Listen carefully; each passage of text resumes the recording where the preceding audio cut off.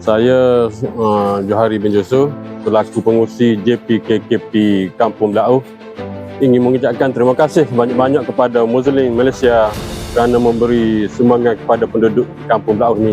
Moga-moga akan datang ada lagi untuk mereka-mereka yang memerlukan bantuan seperti ini. Terima kasih Muslim Malaysia.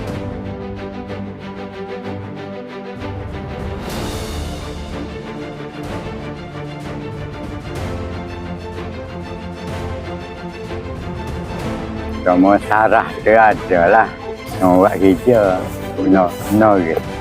Gembira lah. Terima kasih lah kepada Muslim Malaysia. Terima kasih Muslim Malaysia.